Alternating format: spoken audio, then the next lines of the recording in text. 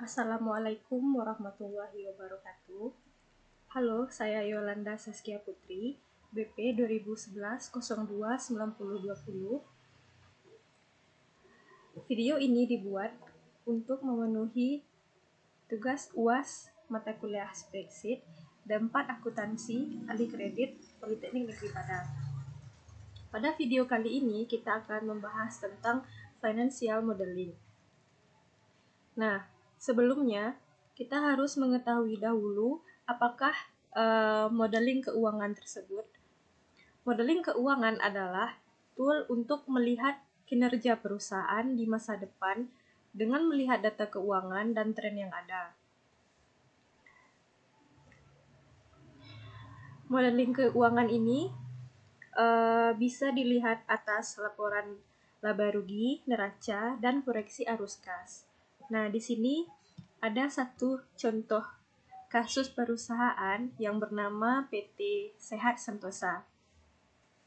Nah, di sini terdapat data laporan keuangan perusahaan 2 tahun terakhir, yaitu tahun 20X1 dan 20X2. Nah, di sini pada income statement terdapat data dan persentase kenaikan ataupun penurunannya. Kemudian untuk mencari growth dari revenue dapat dicari dengan rumus revenue tahun 20X2 dibagi dengan revenue tahun 20X1 dikurang 1. Kemudian untuk COGS merupakan presentasi dari sales, yaitu COGS dibagi dengan revenue. Kemudian untuk presentasi gross profit juga merupakan presentasi dari sales, yang mana gross profit dibagi dengan revenue. Selanjutnya, operating expense juga merupakan presentasi dari sales, yaitu operating expense dibandingkan dengan revenue. Kemudian untuk operating income atau EBIT, earning before interest and tax, yaitu gross profit dikurangi operating expense. Kemudian untuk interest expense sudah diasumsikan. Selanjutnya pre-tax income, yaitu operating income dikurangi dengan interest expense.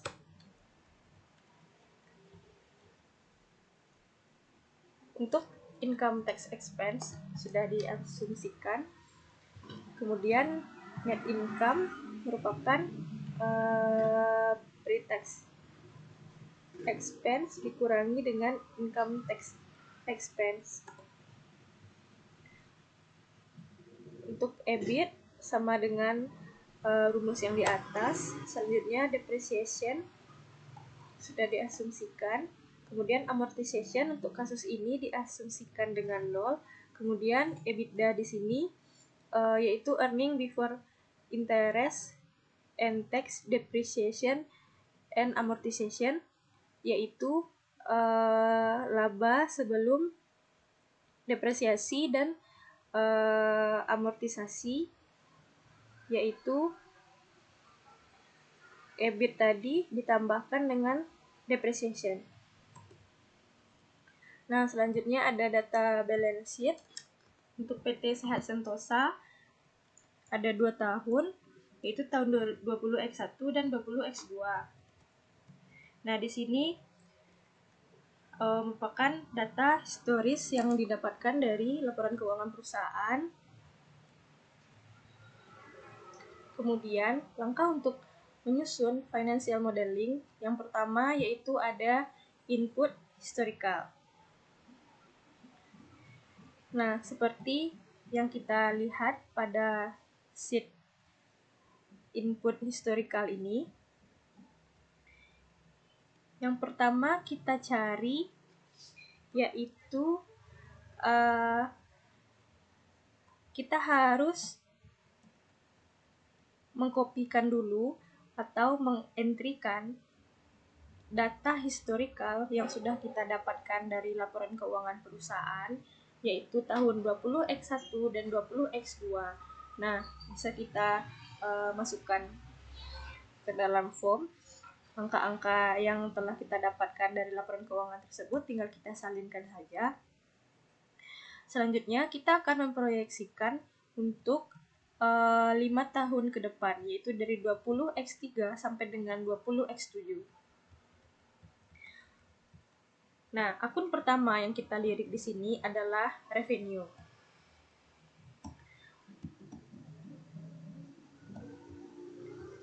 Nah, untuk revenue kita akan menganalisa dahulu yaitu berapa growth-nya untuk tahun 20X2, yaitu dengan cara seperti sudah dijelaskan tadi, yaitu revenue pada tahun 20X2 dikurangi dengan revenue tahun 20X1 dikurangi 1, dapatlah 12,1%. Nah, untuk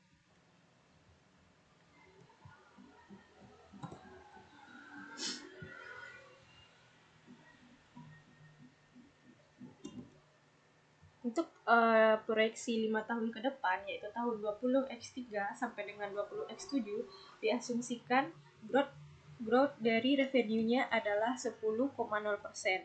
Nah, untuk angkanya bisa kita cari dengan rumus C7, yaitu revenue pada tahun 20X2 dikali dengan 1 ditambah dengan presentasi dari growth yang kita proyeksikan tadi. Dapatlah angka 91841.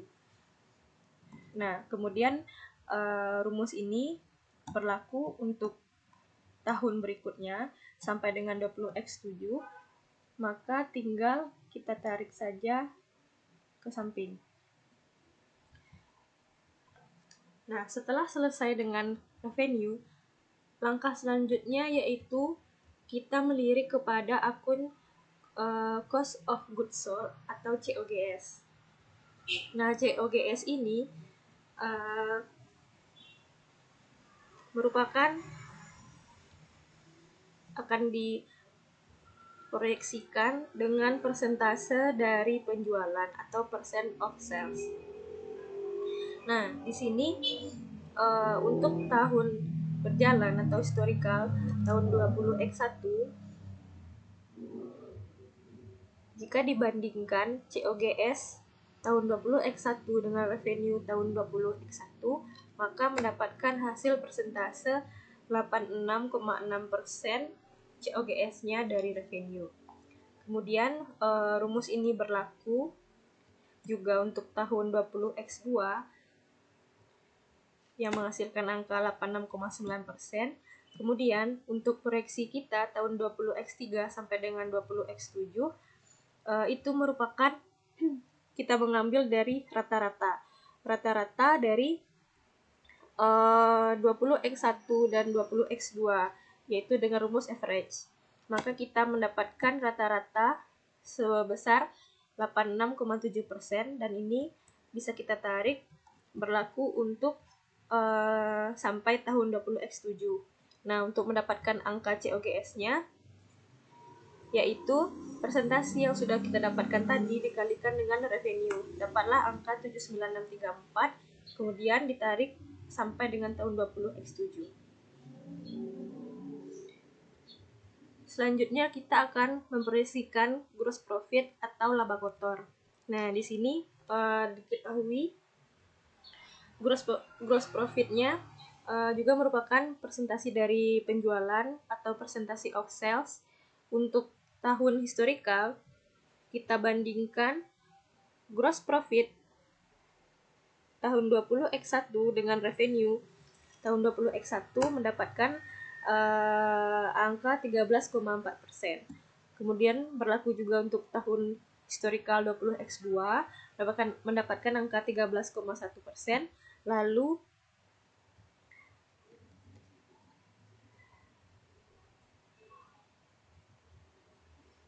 berlaku sama untuk sampai dengan tahun 20x7. Nah, untuk mendapatkan angka dari gross profit, yaitu revenue kita kurangi dengan COGS.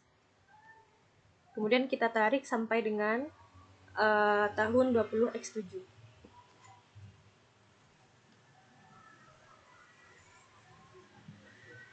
Selanjutnya yaitu operating expense atau laba operasi.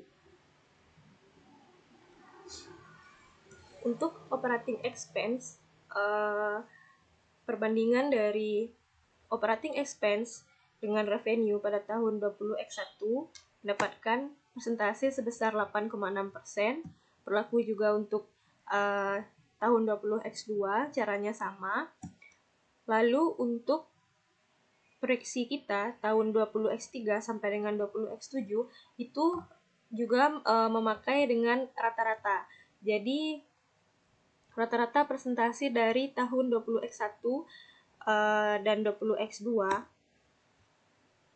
mendapatkan rata-rata 8,2%. Nah, dari presentasi ini kita bisa mencari angka operating expense, yaitu 8,2% atau presentasi yang sudah kita cari tadi dikalikan dengan revenue. Dapatlah angka 7.500 sekian. Kemudian ini bisa kita tarik ke samping dan berlaku untuk sampai dengan tahun 20x7.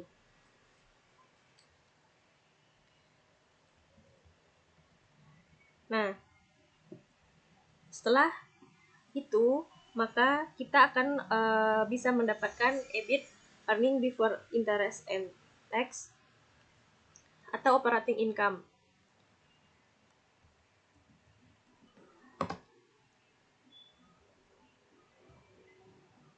Nah, EBIT untuk tahun 20x1 yaitu gross profit dikurangi operating expense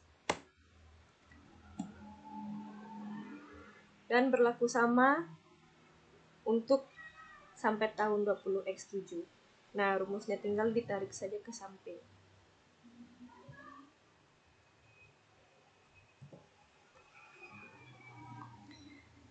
Selanjutnya ada interest expense. Ini merupakan data historical dari tahun berjalan. Untuk tahun 20x3 sampai dengan 20x7 kita pending dulu dikarenakan ini akan berisi setelah kita mengerjakan supporting schedule pada sheet 2, yaitu debt schedule, untuk mengetahui interest expense.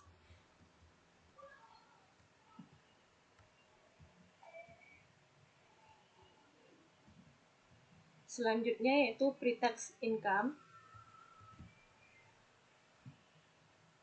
yaitu EBIT dikurangi interest expense.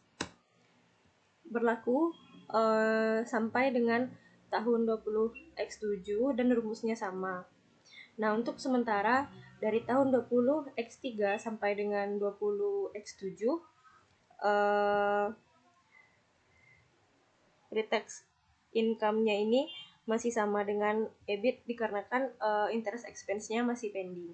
Setelah kita mengerjakan debt schedule, yaitu supporting schedule untuk mencari interest expense.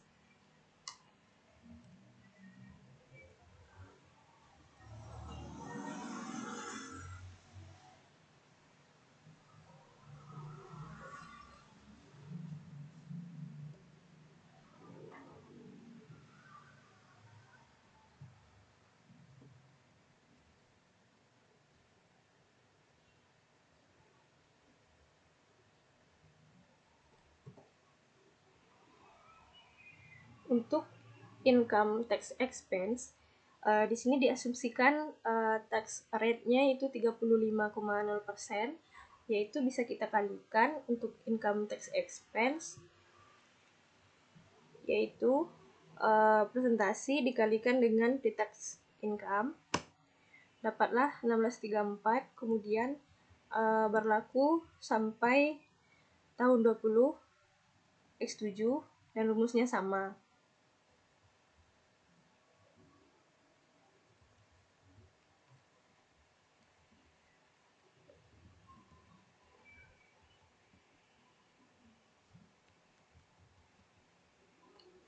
untuk net income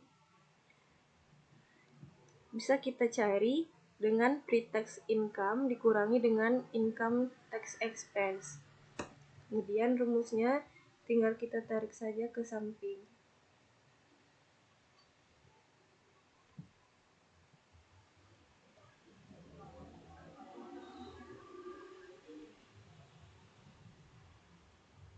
Kemudian kita akan mencari EBITDA, yaitu earning before interest, tax, depreciation, and amortization.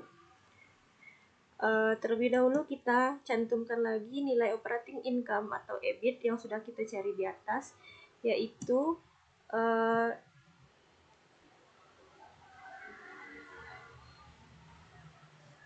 hasil yang operating income yang dari sel yang ini tinggal kita kopikan saja ke bawah.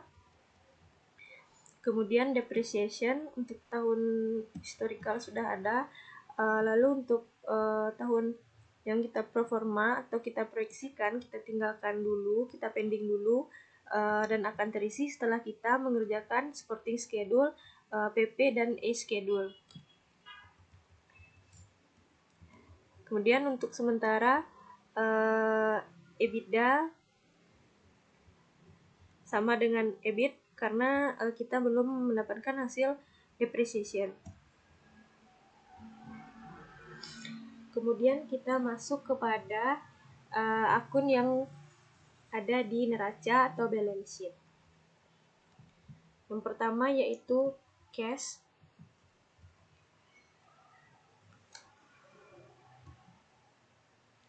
Nah, cash pada tahun 20X3 yaitu merupakan ending cash balance pada tahun yang sebelumnya.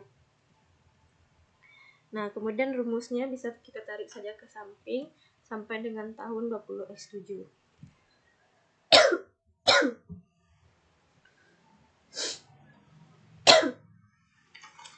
Kemudian untuk mencari akun receivable, inventory, dan akun payable, kita harus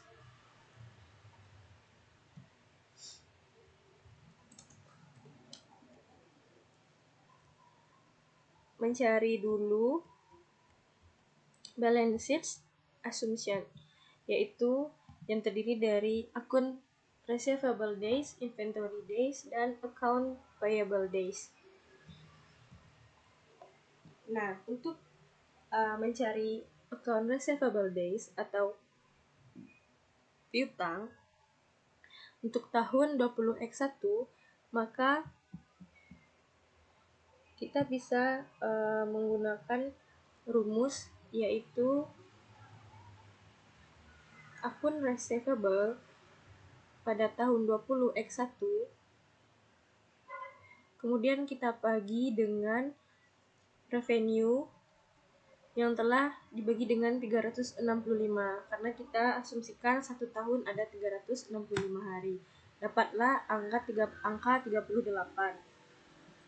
Kemudian untuk akun receivable days pada tahun 20X2 dapat kita cari dengan menggunakan rumus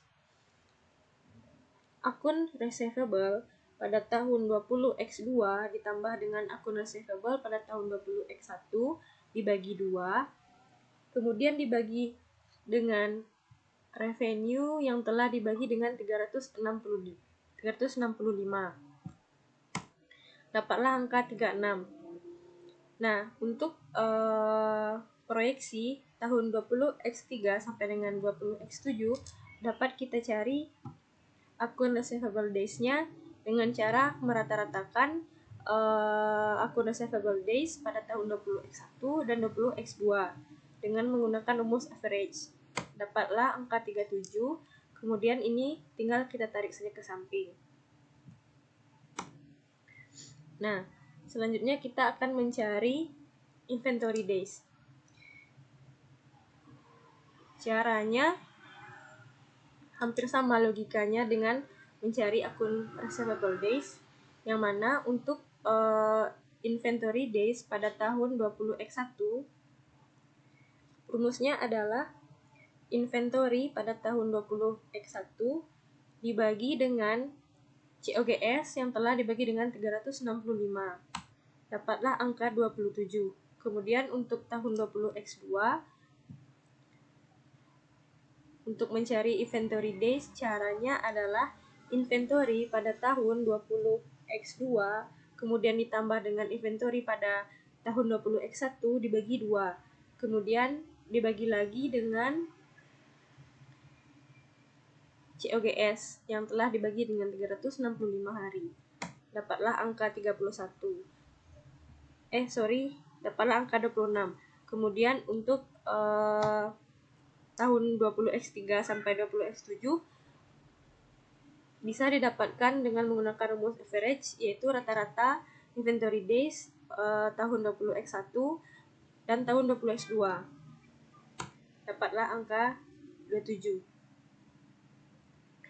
Kemudian untuk mencari account payable days pada tahun 20X1, rumusnya yaitu account payable pada tahun 20X1 dibagi dengan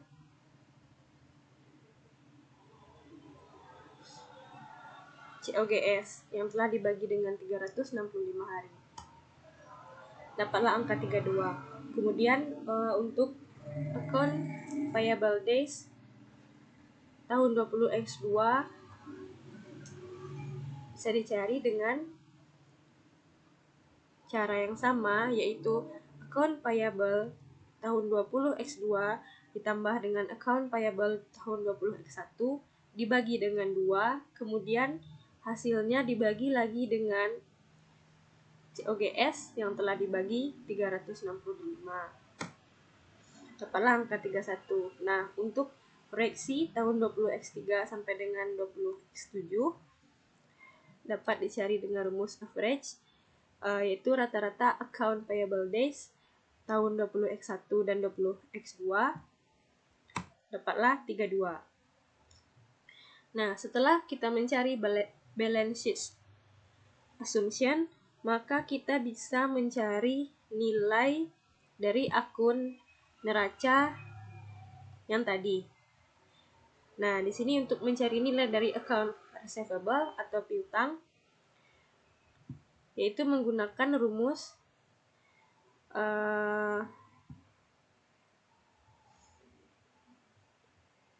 revenue atau D7 dibagi 365 dikali dengan akun receivable days.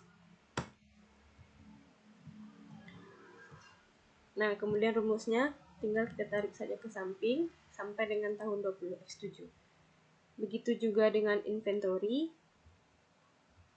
yaitu cost of goods sold-nya dibagi dengan 365 dikali dengan D70, yaitu inventory days-nya. Nah, kemudian tinggal ditarik saja sampai dengan tahun 20X7.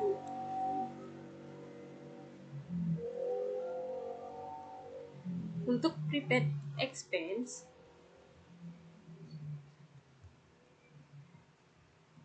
diasumsikan saja sama dengan tahun historical terakhir, yaitu tahun 20X2, yaitu sebesar 1849 sama sampai dengan tahun 20X7.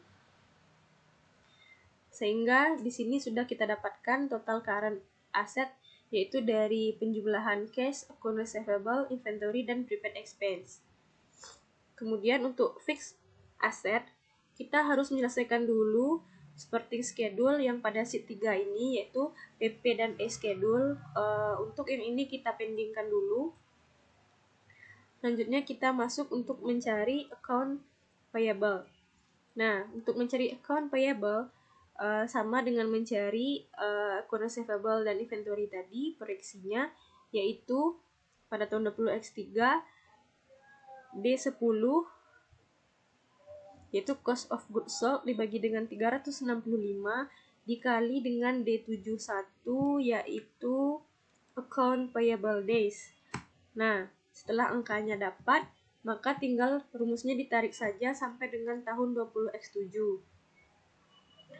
Setelah itu,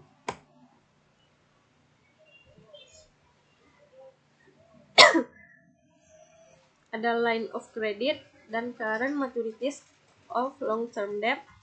Ini kita pending dulu karena kita harus menyelesaikannya dengan bantuan mengisi debt schedule. Gitu juga dengan long term debt, net of current maturities.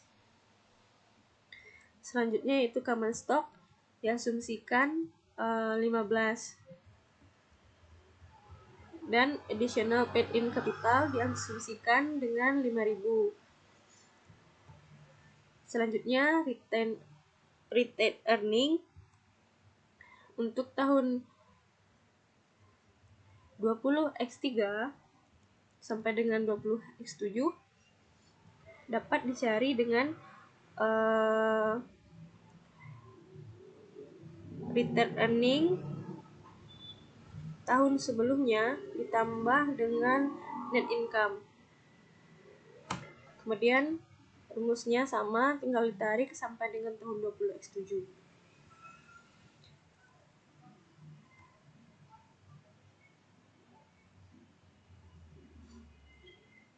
Nah, di sini total equity tinggal ditotalkan saja dari common stock sampai retained earning. Selanjutnya yaitu total liabilities dan equity, tinggal ditambahkan dari total hutang dan modal. Nah, di sini masih belum balance untuk tahun 20X3 sampai 20X7 dikarenakan masih ada data yang pending yang belum kita kerjakan pada supporting schedule.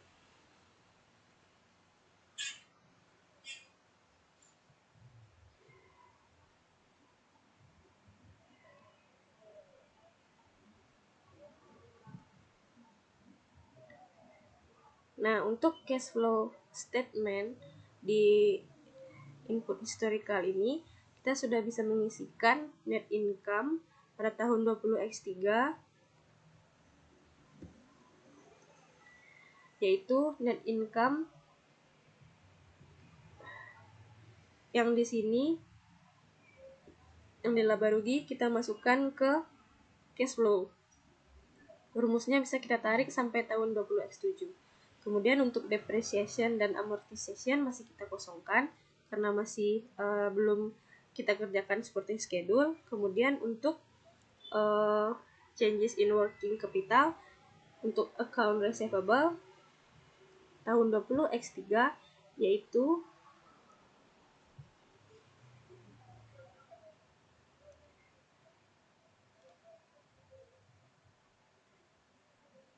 account receivable pada tahun 20X2 dikurangi dengan account receivable pada tahun 20X3.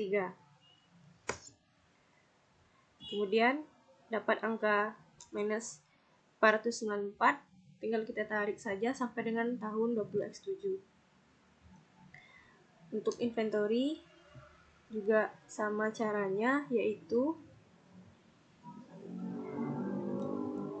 perbedaan yang terjadi dari tahun 20X2 ke 20X3 yaitu inventory pada tahun 20X2 minus inventory pada tahun 20X3. Dapatlah angka 148. Kemudian rumus ini tinggal ditarik sampai tahun 20X7.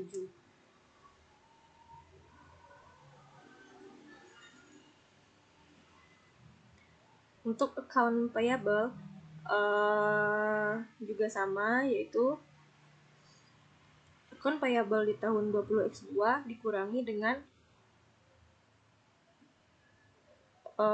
tahun 20X3 yaitu mendapatkan hasil 227, kemudian tinggal ditarik sampai tahun 20X7. Nah, untuk sementara karena kita masih mengosongkan capital expenditure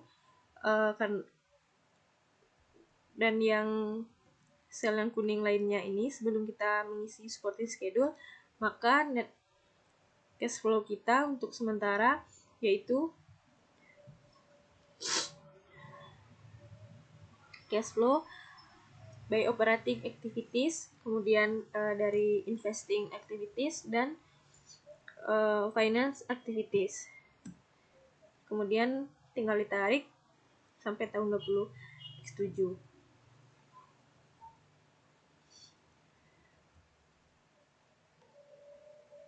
Selanjutnya yaitu kita masuk kepada debt schedule, yaitu tentang hutang dan interest expense.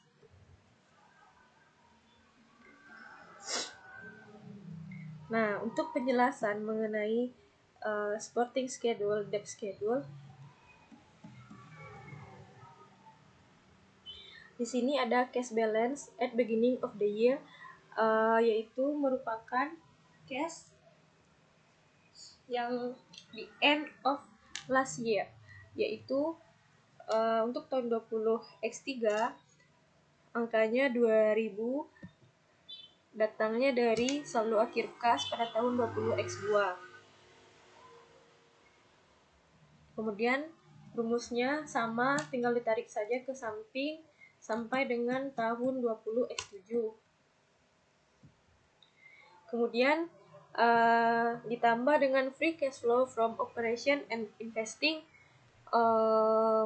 untuk tahun 20X3 yaitu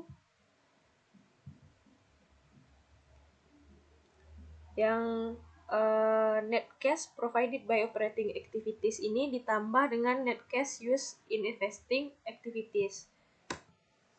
Kemudian rumusnya ditarik ke samping. Nah, untuk penambahan dari free cash flow from financing before LOC yaitu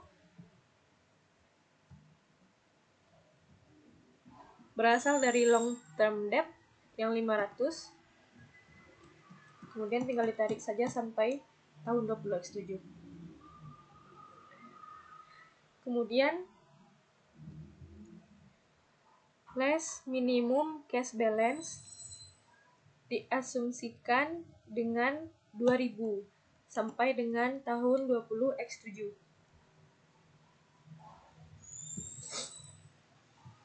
Nah, di sini didapatkan total cash available or required from LOC, yaitu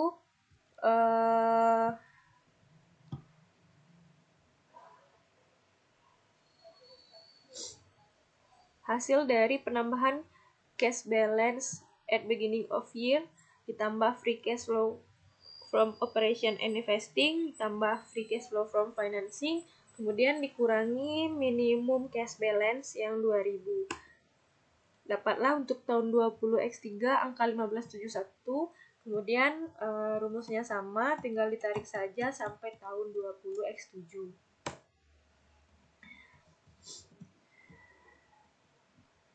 Nah, untuk line of credit di sini untuk tahun 20X1 bisa kita dapatkan dari data historical year pada balance sheet kita lihat. Nah, tinggal kita sama dengankan saja angkanya ke sel yang di atas. Kemudian sama juga untuk tahun 20X2. Nah, untuk tahun 20X3 sampai dengan 20X7 yang akan kita proyeksikan, kita bisa menggunakan rumus Max. Nah, rumus Max-nya yaitu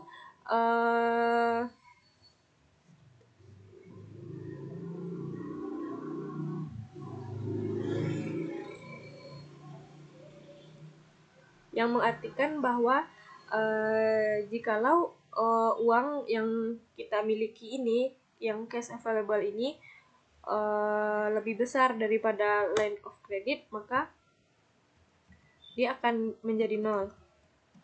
Nah, rumusnya tinggal ditarik saja ke samping sampai dengan tahun 20X7.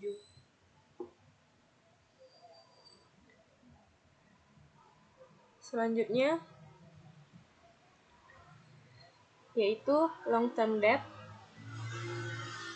net of current maturities. Nah,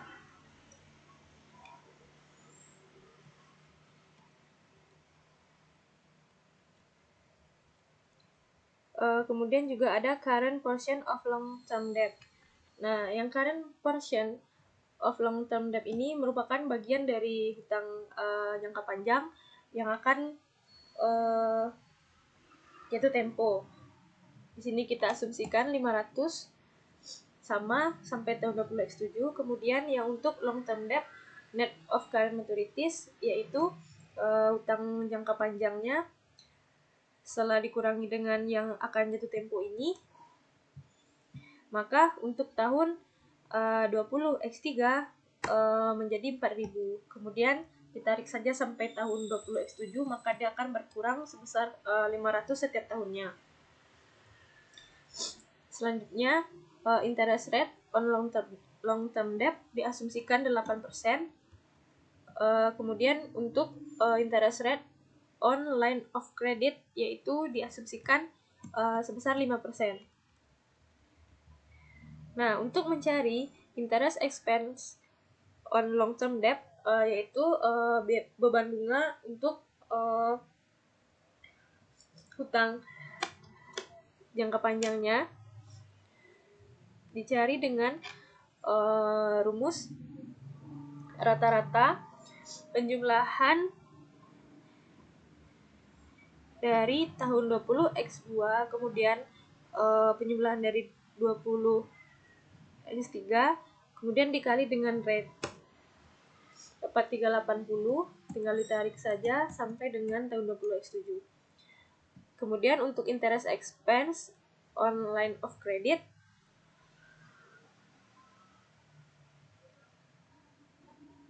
dicari dengan rumus merata-ratakan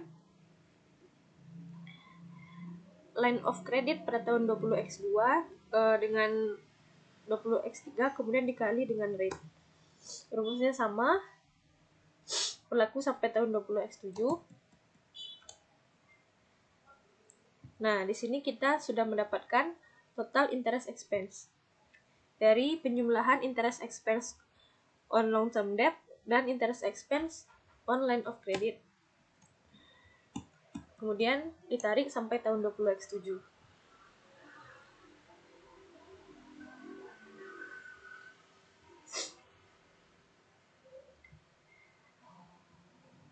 Nah, setelah kita mengisi supporting schedule yang untuk debt schedule ini, kita bisa memasukkan angka yang telah kita dapatkan, yang telah kita tandai dengan warna biru ini, ke laporan pada sel di atas. Nah, pada input historical tadi, kan interest expense ini masih kita kuningkan karena kita pending. Nah, setelah kita mengisikan debt schedule, kita bisa memasukkan angkanya untuk tahun 20X3, yaitu interest expense-nya sebesar 414, datangnya dari sama dengan D128, ini yaitu dari sini. Total interest expense yang telah kita cari pada supporting schedule. Kemudian untuk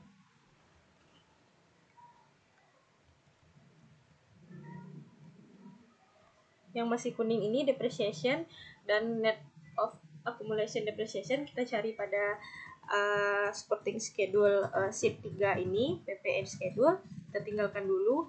Nah, kemudian untuk ini line of credit dan current of maturities of long term debt sudah kita cari tadi.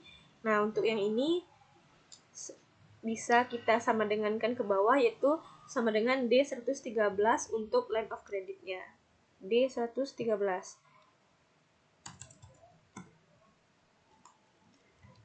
Nah, ini line of credit. Kita masukkan datanya ke atas. Untuk current maturities of long term debt sama dengan D118. Datangnya dari sini. Current portion of long term debt. Selanjutnya untuk long term debt net of current maturities, yaitu utang jangka panjang yang setelah kita kurangi dengan jatuh utang jangka panjang yang akan jatuh tempo 500 setiap bulannya, yaitu sama dengan D117, datangnya dari sini, long term debt net of current maturities yang telah kita cari tadi. Maka kita inputkan ke dalam laporan.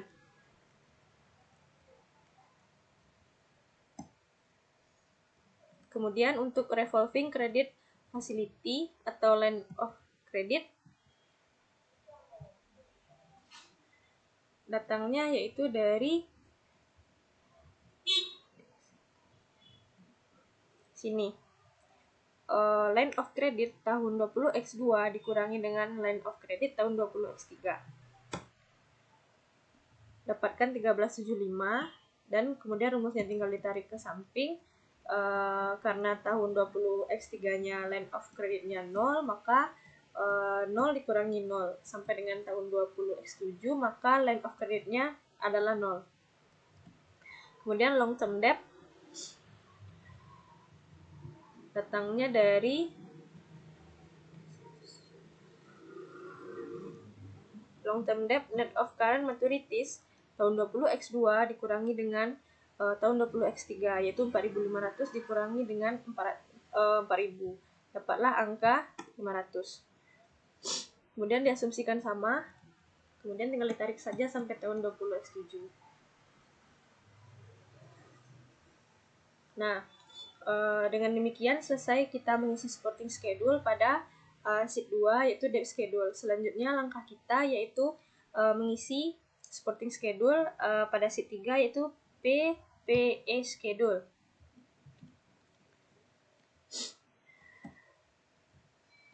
Nah, untuk di sini kita akan mengisikan terkait dengan aset tetap.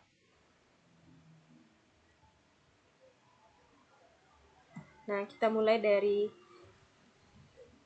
sini, supporting schedule, P, dan E schedule. Untuk tahun 20X3, beginning PPE net of accumulation depreciation angka 10.932 datangnya dari sel C45, yaitu saldo akhir dari PPE net of accumulation depreciation pada akhir tahun 20X2. Nah, tinggal kita inputkan ke bawah ke supporting schedule. Kemudian rumusnya tinggal kita tarik saja ke samping sampai dengan tahun 20X7.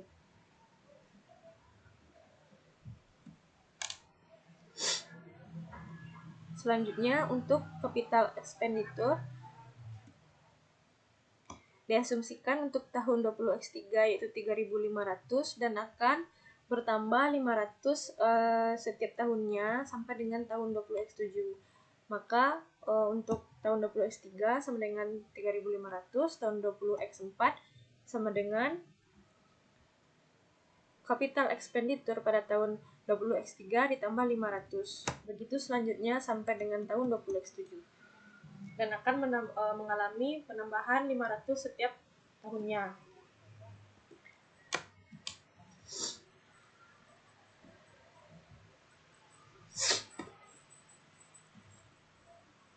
Nah, untuk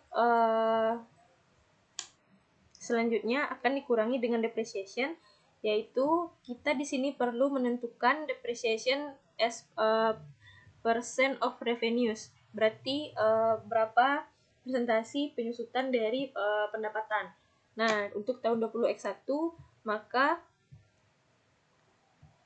B31 dibagi dengan B7.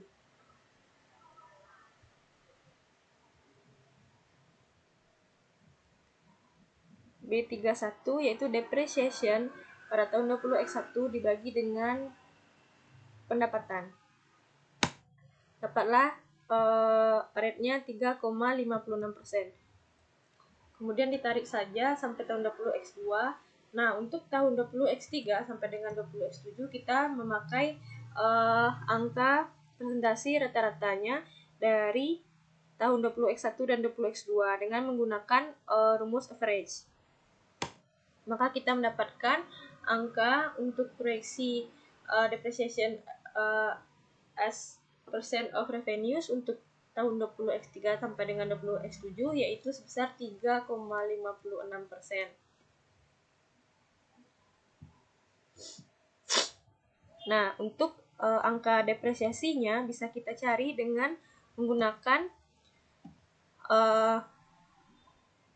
rumus presentasi yang telah kita dapatkan tadi. Nah, untuk angka depresiasi pada tahun 20X3 yaitu 3,56% kita kalikan dengan D7 yaitu revenue. Dapatlah angka 3.273. Nah, rumus ini berlaku sampai tahun 20X7, tinggal kita tarik saja ke samping.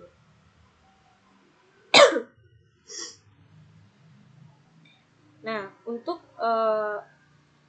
NPPA net of accumulation depreciation atau aset bersihnya yaitu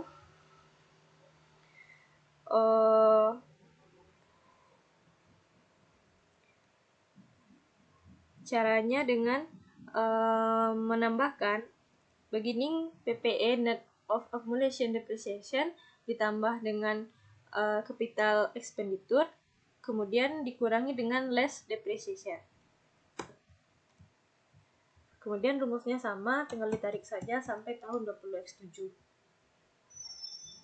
Nah, untuk supporting schedule pada P, P, dan E schedule ini kita berfokus terhadap aset tetap, maka yang telah kita cari di supporting schedule ini bisa kita masukkan ke dalam laporan, yaitu ke dalam angka yang masih kosong tadi.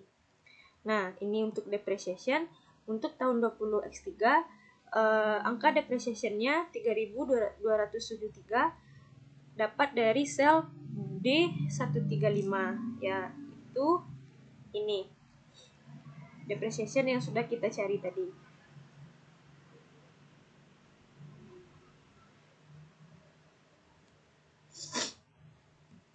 Nah, untuk depreciation ini sama, kita tinggal tarik saja rumusnya sampai tahun 20X7. Kemudian juga yang berhubungan dengan PPE net of accumulation depreciation yang pada tahun 20X3 berasal dari sel D138, yaitu ini yang telah kita dapatkan hasilnya tadi pada supporting schedule, tinggal kita pindahkan angkanya ke atas.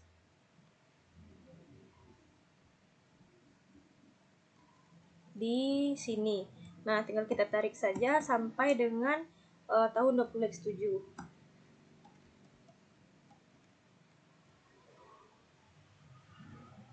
Kemudian itu mengenai laporan income statement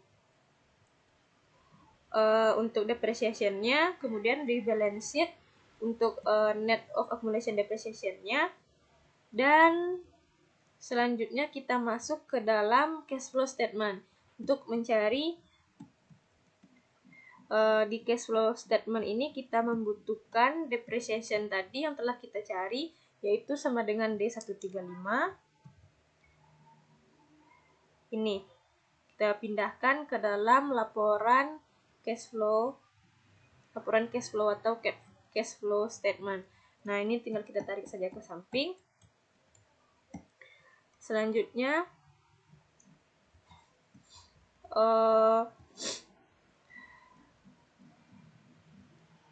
untuk bagian cash flow from investing activities kita bisa masukkan capital expenditure tadi, yaitu minus D133.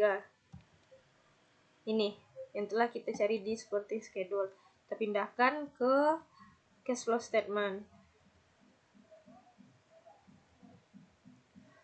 Nah, di sini kita sudah mendapatkan net cash provided by operating activities, kemudian net cash used in investing activities, dan net cash provided by atau used in finance activities. Nah, setelah semua terisikan yang berhubungan dengan aset tetap, baik itu depreciation-nya, akumulasinya, kemudian selesailah supporting schedule sheet 3, yaitu PP dan E schedule. Nah, selanjutnya yaitu final. Untuk di langkah final ini, semua langkah-langkah telah kita kerjakan, maka kita bisa melihat financial modeling yang telah kita susun tadi,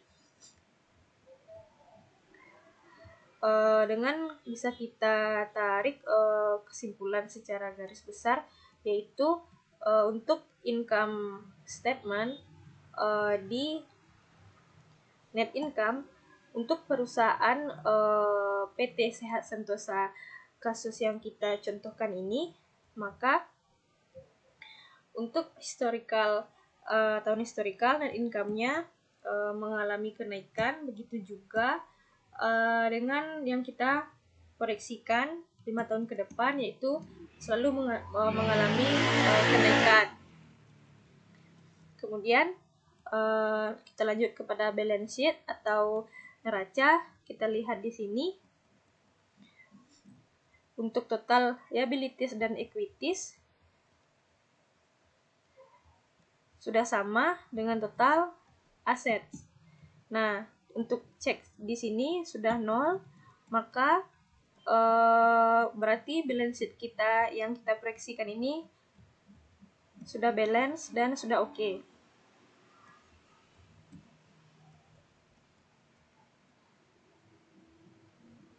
Kemudian untuk cash flow statement, untuk net cash flow kita yang kita proyeksikan juga mengalami kenaikan setiap tahunnya. Begitupun dengan ending cash balance yang kita proyeksikan.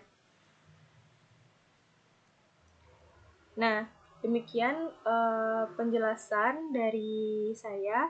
Terlebih dan terkurang saya mohon maaf. Saya sudahi dengan Assalamualaikum warahmatullahi wabarakatuh.